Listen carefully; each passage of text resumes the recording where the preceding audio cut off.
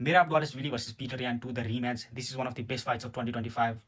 I would say this is the second best fight of 2025 after त्यो मेराब डलसफिली versus उमान मेराबको fight पछि है like यो दुईटा फाइट अति बेसी बवाल थियो फर मी अनि यो पर्फर्मेन्स देखेर म अति नै बेसी सरप्राइज छु है पिटर यानको लाइक मैले सोचेको थिइनँ कि पिटर यानले च्याम्पियनसिप राउन्ड पनि जित्छ लाइक डिसिजन मसिनलाई डिसिजनमा नै डिफिट गर्छ भनेर मैले कति पनि सोचेको थिएन पिटर यानको game plan execution 10 out of 10 थियो क्या अनि वी अल नो पिटर यान कतिको बवाल फाइटर हो भनेर मेरो त लिटरली फेभरेट ब्यान्टमवेट नै हो है यो लाइक यो 3-4 इयर्समा यो मान्छे अति बेसी मनपर्छ मलाई I love his style I love everything about this guy है मैले पहिल्यैबाट भन्दै आएको छु this is not the first time I have said this but आजको यस्तो बवाल पर्फर्मेन्स डेलिभर गर्छ पिटर यानले भनेर चाहिँ मैले कति पनि सोचेको थिएँ स्पेसली बिकज उसको लास्ट पर्फर्मेन्स अगेन्स्ट मार्क बेगी त्यस्तो बवाल थिएन क्या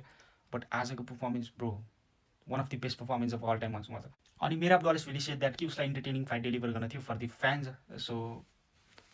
गेम प्लान अकर्डिङ गएन समथिङ त्यस्तै भनिरहेको थियो होइन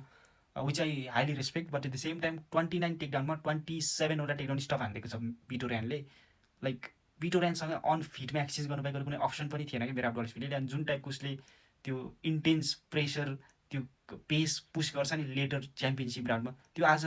सक्सेस हुन सकेन कि against Petr Yan like Petr Yan was ready for everything अनि the major mistake from Merab Dvalishvili is that he is too much active चाहिने भन्दा बढी एक्टिभ भयो कि स्पेसली यो लेभल अफ कम्पिटिसनमा क्या 12 मन्थ्समा यो मान्छेको 4th फाइट हो आज होइन द्याट मिन्स एभ्री सिङ्गल 3 मन्थ्समा एउटा फाइट गरिरहेको छ यो मान्छेले